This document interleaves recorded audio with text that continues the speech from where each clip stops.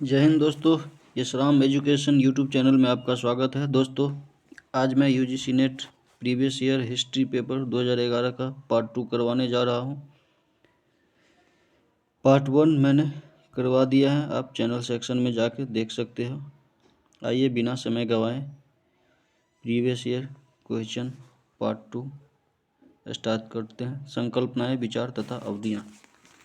पहला क्वेश्चन है दोस्तों, सिंधु घाटी के लोगों को किस खेल की जानकारी थी? पासे का खेल की जानकारी थी। एक का बी हो जाएगा आंसर। सिंधु घाटी के लोगों को पासे का खेल की जानकारी थी। सिंधु सभ्यता के लोगों के मनोरंजन का साधन पासे का खेल, नृत्य, शिकार, पशुओं की लड़ाई आदि था। धार्मिक उत्सव एवं समारोह भी समय समय पर धूमधाम से मनाए जाते थे। दूसरा क्वेश्चन है, चचनामा सिंध का इतिहास और मूल रूप में किस भाषा में लिखा गया? अरबी भाषा में लिखा गया। चचनामा मूल रूप से अरबी भाषा में है। यह मुख्यतः सिंधु के इतिहास से संबंधित है, जो अरबों के सिंधु विजय का वृत्तांत है। इसकी रचना अली अहमद ने की थी। ज्ञातव्य है कि अरबी लेखक अल बरूनी की पुस्तक तहकीक हिंद भारत की खोज आज भी इतिहासकारों के लिए एक महत्वपूर्ण स्रोत है। तीसरा नंबर देखते हैं दोस्तों, नेहरू महालनोबिस युक्ति कौशल किससे संबंधित है? द्वितीय पंचवर्षीय योजना से। एक्सप्लेनेशन, नेहरू महालनोबिस युक्ति कौशल द्वितीय पंचवर्षीय योजना से संबंधित है। द्वितीय पंचवर्षीय योजना का कार्यकाल 1956 से 61 था। इस योजना का उपनाम भौतिकवादी योजना था। योजना में प्रति व्यक्ति आय में 20% की वृद्धि हुई। 4 नंबर क्वेश्चन देखते हैं दोस्तों, प्रारंभिक आर्य आदिवासी सिंधु नदी तथा इसकी उपनदियों द्वारा प्रतिनिधित्व की जाने वाली 7 नदियों की जमीन पर आधिपत्य स्थापित करने में संलग्न रहे। विभिन्न आर्य जनजातियों के बीच संघर्ष दृष्टिगोचर होता है।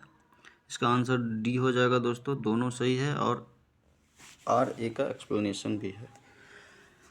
प्रारंभिक आर्य का निवास स्थल सिंधु तथा उसके सहायक नदियों के बीच का था। प्रारंभ में आर्यों का विस्तार सिंधु प्रदेश में हुआ। बाद में ही आर्य कई वर्ग में विभक्त हो गए, जिनमें कालांतर में युद्ध होते रहते थे। निम्नलिखित को ऐतिहासिक क्रम में ऑर्डर में सजाना है। 5वां नंबर क्वेश्चन दोस्तों, सी हो जाएगा आंसर, 4, 1, 3, 2। छठा को भी ऑर्डर में ही सजाना है दोस्तों। कौन सी यात्री पहले आए थे?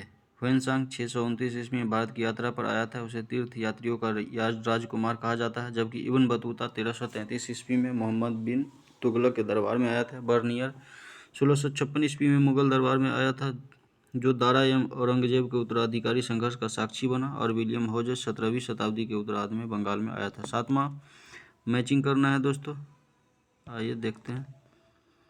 7 का ए हो जाएगा, A1, B3, C2, D4। Ibn Battuta Mohammad bin Tughlaq. Sir Thomas Roe Jahangir के शासनकाल में आया था। पीटर मुंडी शाहजहां के शासनकाल में आया था। बर्नियर औरंगजेब के शासनकाल में आया था। 8वां नंबर भी मैचिंग है दोस्तों। बाबर का उपनाम जहीरुद्दीन था, अकबर का जलालुद्दीन, जहांगीर का नूरुद्दीन, आलमगीर का औरंगजेब। 8 का बी हो जाएगा answer, A2, B1, C4, D3। प्राचीन भारतीय इतिहास देखते हैं। जैन धर्म के वास्तविक संस्थापक किस जनजाति से थे? 9 का ए हो जाएगा, ज्ञात्रिक जनजाति।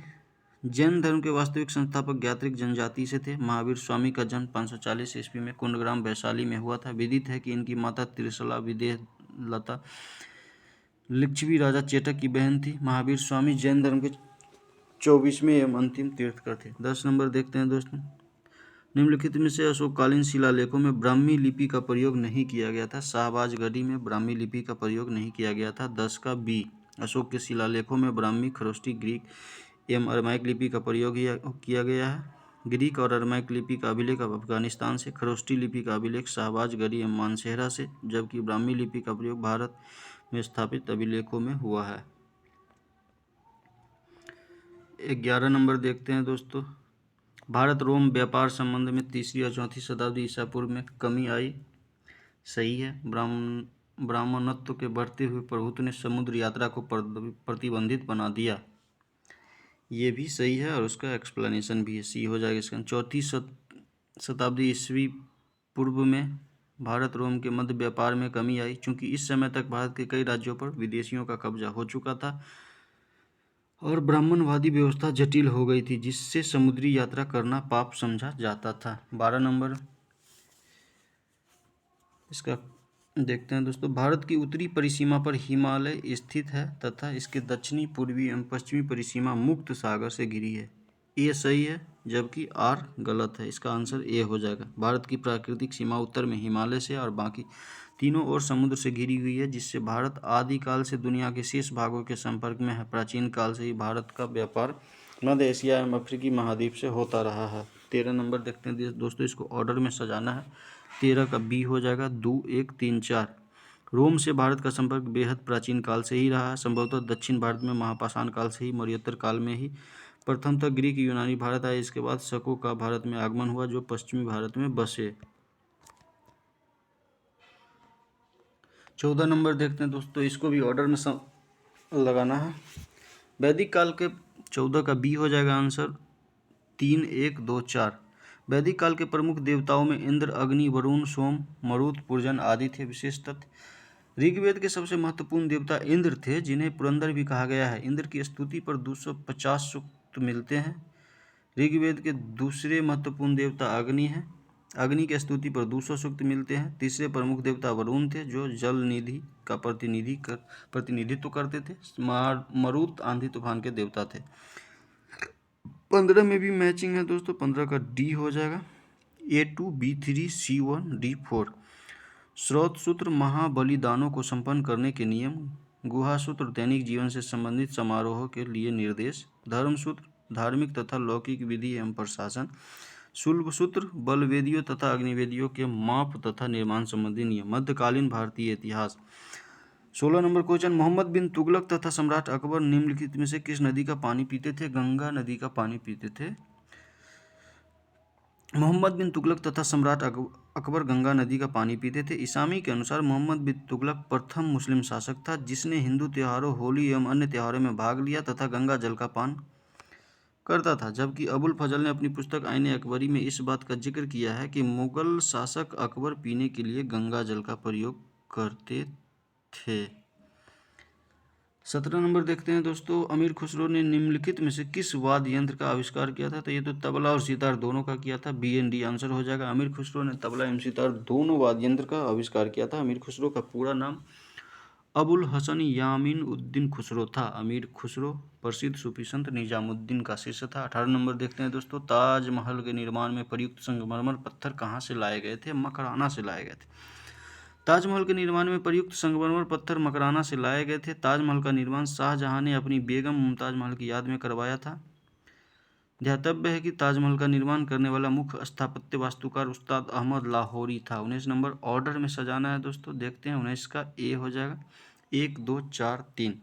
पानीपत का प्रथम युद्ध 21 अप्रैल 1526। हल्दी घाटी का युद्ध 18 जून 1576। धर्मद का युद्ध अप्रैल 1658 ईस्वी। बक्सर का युद्ध 22 से 23 अक्टूबर 1764 ईस्वी। 20 नंबर देखते हैं दोस्तों, अकबर राजपूतों से मित्रता स्थापित करना चाहता था। बिल्कुल सही है। मुगलों के मध्य एशिया से संबंध विच्छेद हो जाने से अकबर को मैत्रीपूर्ण संबंध भारत में स्थापित करना आवश्यक था। ये भी सही है। इसका आंसर ये हो जाएगा। दोनों सही है और आर ए का एक्सप्लेनेशन भी है। अकबर राजपूतों से मित्रता स्थापित करना चाहता था क्योंकि मध्य एशिया की राजनीति से मुगलों का संबंध विच्छेद हो गया था। अतः भारत में अपने साम्राज्य की सुरक्षा एवं विस्तार हेतु एक शक्तिशाली मित्र की आवश्यकता थी। साथ ही राजपूतों की वीरता, स्वामी भक्ति एवं वफादारी ने अकबर को इनसे मित्रता बनाने हेतु प्रेरित किया।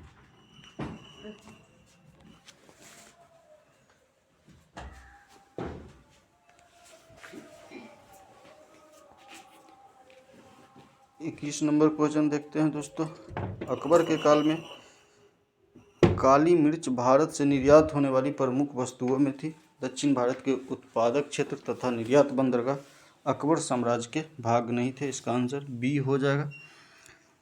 दोनों सही है लेकिन एक्सप्लेनेशन नहीं है। उपर्युक्त प्रश्न में दोनों अभिकथन एवं कारण दोनों सत्य है, परंतु अभिकथन ए की सही व्याख्या कारण आर नहीं है। मुगल काल में अकबर ने यह बड़े साम्राज्य का निर्माण किया था। उसके समय में व्यापार वाणिज्य उन्नत अवस्था में था। अकबर के काल में मालाबार काली मिर्च भारत से निर्यात होने वाली प्रमुख वस्तुओं में थी। हालांकि दक्षिण भारत के उत्पादक क्षेत्र और निर्यात बंदरगाह अकबर के साम्राज्य के भाग नहीं थे।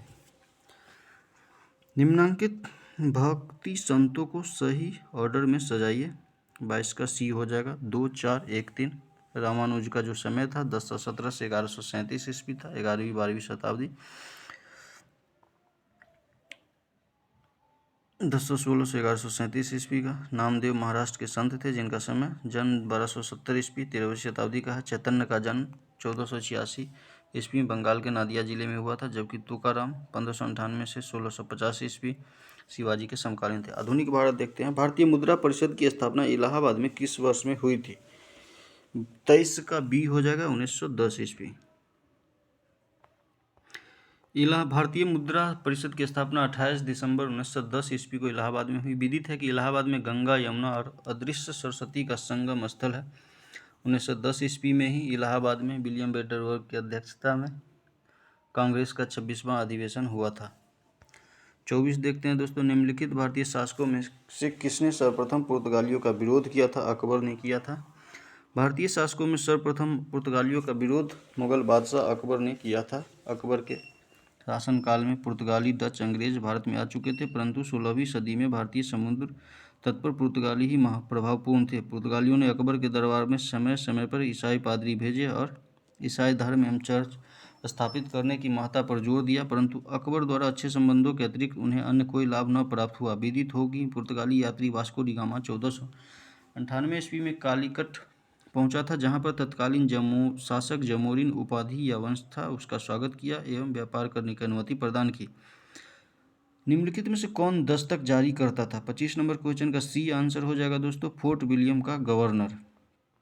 फोर्ट विलियम कलकत्ता के गवर्नर द्वारा दस्तक जारी किया जाता था। दस्तक एक प्रकार का व्यापारिक आज्ञापत्र होता था। 1717 ईस्वी में फर्रुखसियर ने एक फरमान द्वारा आयात तथा निर्यात कर से छूट दे दी थी, लेकिन दस्तक द्वारा ब्रिटिश अधिकारी अपना निजी व्यापार करते थे तथा नवाब को कर से वंचित रखते थे, जिसके कारण बंगाल के नवाब का अंग्रेजों के प्रति कर को लेकर विरोध की स्थिति बनी रहती थी। 26 नंबर देखते हैं। मुजफ्फरजंग हैदराबाद के निजाम ने क्षेत्रीय रियायतें किसे प्रदान की थी? फ्रांसीसियों को। 26 का सी हो जाएगा। मुजफ्फरजंग हैदराबाद के निजाम ने क्षेत्रीय रियायतें फ्रांसीसियों को प्रदान की थी, चूंकि फ्रांसीसियों ने मुजफ्फरजंग को हैदराबाद का निजाम बनाने का वायदा किया था। विदित है कि मुजफ्फरजंग नासिर जंग का भतीजा एवं हैदराबाद निजाम आसफ जा का पुत्र था। 27 नंबर अभिकथन वाला क्वेश्चन है दोस्तों। पुर्तगालियों ने एशियाई समुद्रों में हिंसात्मक गतिविधियों को पहल की। पुर्तगालियों का मकसद एशियाई व्यापार के प्रमुख समुद्री मार्गों पर नियंत्रण करना था। सी हो जाएगा इसका आंसर, मतलब दोनों सही है और ए का सही व्याख्या है। सर्वप्रथम पुर्तगालियों ने एशियाई समुद्रों में हिंसात्मक गतिविधियां प्रारंभ की, क्योंकि पुर्तगालियों का मकसद एशियाई व्यापार के प्रमुख समुद्री मार्गों पर नियंत्रण करना था। इसी व्यवस्था के तहत पुर्तगालियों ने समुद्री व्यापार के नियंत्रण हेतु कार्टेज परमिट व्यवस्था शुरू की थी। 28 नंबर। भारतीय राष्ट्रवाद के विकास में पाश्चात्य शिक्षा की महत्वपूर्ण भूमिका थी। सही है। पाश्चात्य शिक्षा ने इसके लिए सहायक एक समालोचनात्मक वार्तालाप का सृजन किया है। आर भी सही है और उसका व्याख्या भी है। 28 का डी हो जाएगा आंसर। आधुनिक काल में भारत में अंग्रेजों के शासनकाल में राष्ट्रीयता की भावना का विशेष रूप से विकास हुआ। भारत में अंग्रेजी शिक्षा के प्रसार से एक ऐसे विशिष्ट वर्ग का निर्माण हुआ जो स्वतंत्रता के प्रति अपने अधिकारों को लेकर सजग हुआ। भारतीय राष्ट्रवाद के विकास में पाश्चात्य शिक्षा की महत्वपूर्ण भूमिका थी, क्योंकि पाश्चात्य शिक्षा ने इसके लिए विकास के सहायक एक समालोचनात्मक वार्तालाप का सृजन किया। इस प्रकार ए तथा आर दोनों सही है तथा आर ए की सही व्याख्या भी है। 29 नंबर देखते हैं दोस्तों ये प्रीवियस ईयर क्वेश्चन है, आप देख सकते हैं।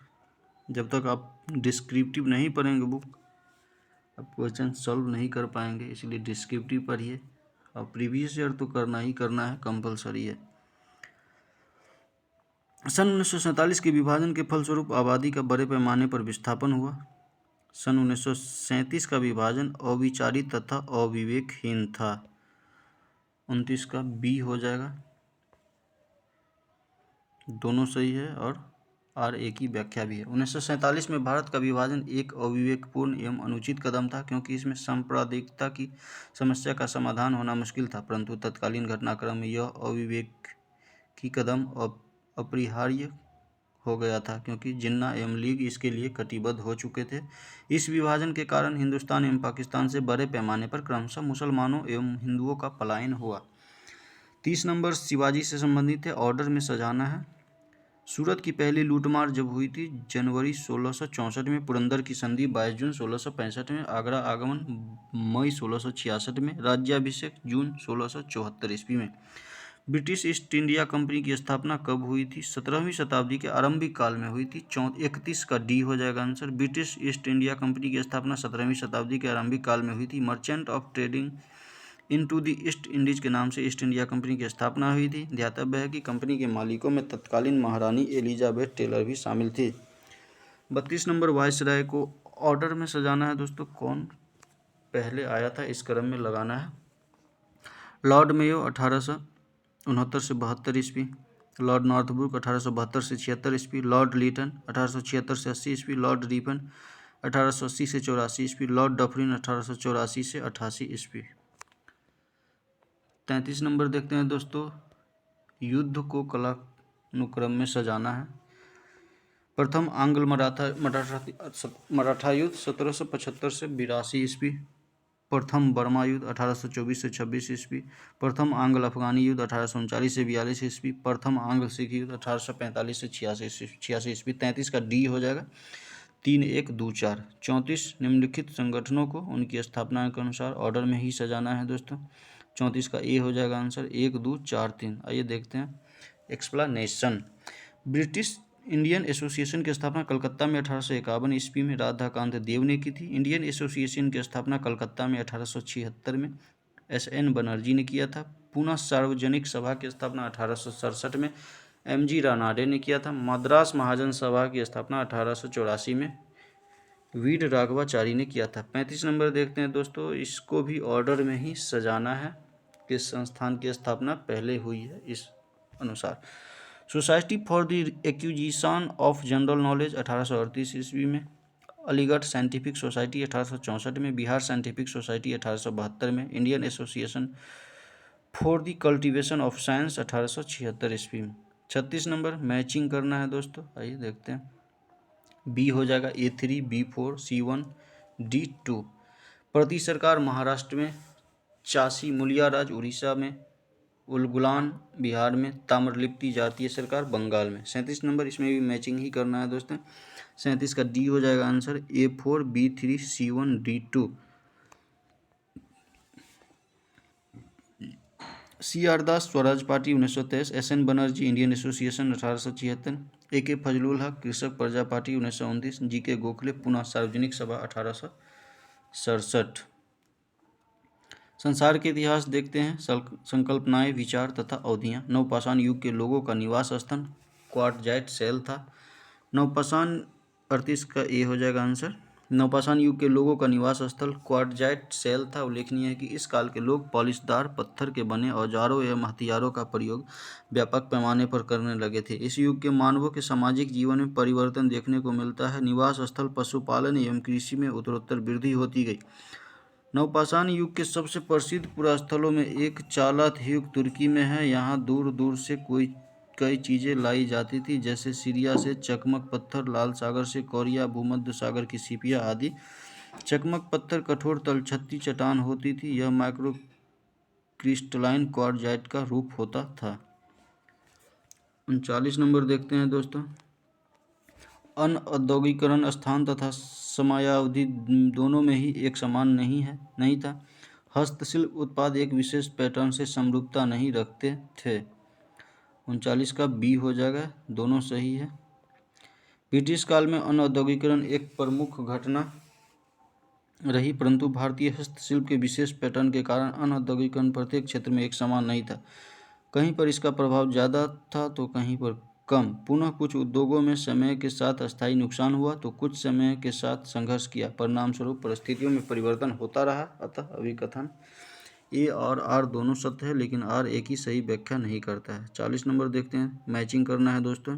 40 का ए हो जाएगा। A4, B3, C1, D2। Kautilya अर्थशास्त्र, भद्रबाहु कल्पसूत्र, कात्यायन स्मृति, पतंजलि महाभाष्य।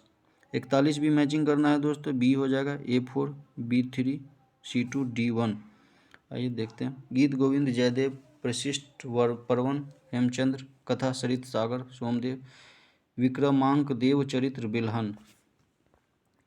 42 नंबर में भी मैचिंग ही करना है दोस्तों। 42 का ए हो जाएगा A3 B1 C4 D2। TB Macaulay शिक्षा से संबंधित, जॉन शोर अस्थायी बंदोबस्त, इलीजा एम्पे उच्चतम न्यायालय का मुख्य न्यायाधीश जो थे, ये ओहिम कांग्रेस। 43 नंबर मैचिंग ही करना है दोस्तों। 43 का ए हो जाएगा A3 B4 C1 D2। RC Dutt economic history of India, RJ Moore the crisis of Indian unity, AR Desai social background of Indian nationalism, HJ Broomfield elite conflict in a plural society. 44 number देखते हैं दोस्तों, इतिहास के अनुसंधान। किस पुरातात्विक स्थल पर अग्नि उपासना का साक्ष्य मिला है? लोथल। पुरातात्विक स्थल लोथल एवं कालीबंगन से अग्नि उपासना का साक्ष्य मिला है। लोथल सिंधु सभ्यता का व्यावसायिक बंदरगाह था जो गुजरात राज्य में स्थित है, जबकि आलमगीरपुर यमुना की सहायक नदी हिंडन नदी के बाएं तट पर स्थित हड़प्पा सभ्यता का सर्वाधिक पूर्वी स्थल है। निम्नलिखित में किसने मद्रास में रैयतवारी बंदोबस्त प्रारंभ किया था? 45 का ये हो जाएगा टॉमस मुंडो। टॉमस मुंडो 1820 से 87 ईस्वी तक मद्रास का गवर्नर रहा, जबकि बम्बई प्रेसिडेंसी में रैयतवारी व्यवस्था को लागू करने में एल्फिंस्टन एवं चैपलिन की रिपोर्ट की मुख्य भूमिका रही। विदित है कि इस व्यवस्था में किसानों को भूस्वामी माना गया। मीन कैंप का लेखक एडोल्फ हिटलर। 46 का ये हो जाएगा। मीन कैंप का लेखक एडोल्फ हिटलर है। यह पुस्तक हिटलर की आत्मकथा के साथ साथ उसकी राजनीतिक विचारधारा और जर्मनी के बारे में उसकी योजनाओं का वर्णन है, जबकि फासिज्म का उदय सर्वप्रथम इटली में हुआ। इसका जन्मदाता मुसोलिनी को माना जाता है। उल्लेखनीय है कि जर्मनी का एकीकरण बिस्मार्क ने किया था। अब 47 नंबर से दोस्तों पैसेज दिया गया है। पैसेज आप वीडियो को पॉज करके पढ़ लेंगे, उसके बाद ही आप जाएंगे आंसर बनाने। मैं आपको आंसर बता देता हूँ। ये पैसेज रहा। अब पैसेज पहले पढ़ेंगे, उसके बाद आप आंसर करेंगे। 47 नंबर देखते हैं दोस्तों, हेगेल ने किस प्रकार ईसाई विद्वानों तथा धर्मनिरपेक्ष दार्शनिकों के मध्य खाई को पाटा? उदार ईसाइयों को संतुष्ट करने के लिए ईश्वर तत्व का पर्याप्त रूप से समावेश तथा तर्क पर जोर दिया, जिससे बुद्धिजीवियों को प्रभावित किया जा सके। 47 का बी हो जाएगा। हेगल ने ईसाई विद्वानों तथा धर्मनिरपेक्ष विद्वानों के मध्य खाई को पाटने के लिए, उदार ईसाइयों को संतुष्ट करने के लिए उसने ईश्वर तत्व का पर्याप्त रूप में समावेश किया तथा तर्क पर जोर देकर बुद्धिजीवियों को तुष्ट किया। 48 नंबर देखते हैं दोस्तों, हेगल के समय में किन दो अध्ययनों पर इतिहास लेखन सीमित था और उनसे वह संतुष्ट नहीं था? सी हो जाएगा 48 का, राजनीतिक और आत्मकथा कृतियों तक सीमित। हेगल के समय में राजनीतिक और आत्मकथा के दो अध्ययनों पर इतिहास लेखन सीमित था और उनसे वह संतुष्ट नहीं था। विदित है कि हेगल ने इतिहास को 4 महायुगों में विभाजित किया, ओरिएंटल, ग्रीक, रोमन और जर्मनी। 49 नंबर देखते हैं दोस्तों, निम्नांकित में से किस एक विषय पर हेगल ने इतिहास लेखन पर जोर दिया? सामाजिक इतिहास पर। 49 का डी हो जाएगा। हेगल ने सामाजिक इतिहास के लेखन पर जोर दिया, जिससे नई पीढ़ी के इतिहासकारों ने सामाजिक इतिहास में नवीन संभावनाओं को उत्सुकतापूर्वक स्वीकार किया। 50 नंबर देखते हैं दोस्तों, हेगल के शब्दों में बहुधा वास्तविक तथा प्रदर्शित प्रयोजन में भिन्नता है, किंतु इसको समझने के लिए आवश्यकता है स्रोत सामग्रियों का अधिक आलोचनात्मक मूल्यांकन करना। हेगल के शब्दों में बहुधा वास्तविक तथा प्रदर्शित परियोजना में भिन्नता है, किंतु इसको समझने के लिए स्रोत सामग्रियों का अधिक आलोचनात्मक मूल्यांकन करने की आवश्यकता है। दोस्तों ये 2011 का पार्ट 2 क्वेश्चन पेपर था जो पूरा हो गया है। 2011 का सीरीज का ये लास्ट वीडियो था दोस्तों। पहला वीडियो मैं डाल चुका हूँ, ये दूसरा वीडियो था। आप लोग से दोस्तों रिक्वेस्ट है, अपने दोस्तों को वीडियो को शेयर करें और बताएं कि नेट JRF का प्रीवियस ईयर का सीरीज यशराम एजुकेशन पे स्टार्ट हो चुका है। आप चैनल पे यदि नए हैं तो वीडियो को लाइक कर दें, सब्सक्राइब कर दें और शेयर कर दें, और हो सके जितना से जितना ग्रुप में शेयर करें, फैलाए इनको। अब मैं नेक्स्ट वीडियो 2012 सीरीज का लाऊंगा, जिसमें 4 सीरीज होगी, 5 सीरीज 2012 की, उसको करवा दूंगा। ऐसे ही करके दोस्तों मैं छोटा छोटा वीडियो बना रहा हूँ, ज़्यादा देर का नहीं बना रहा हूँ, एक ही वीडियो में 1 घंटा 2 घंटे का, इसीलिए छोटा वीडियो रहेगा तो आप लोगों को भी देखने में सुविधा होगी। जय हिंद दोस्तों। और मेरे चैनल को सब्सक्राइब करें, लाइक करें। यश राम एजुकेशन यूट्यूब चैनल। रख चलते हैं, बाय।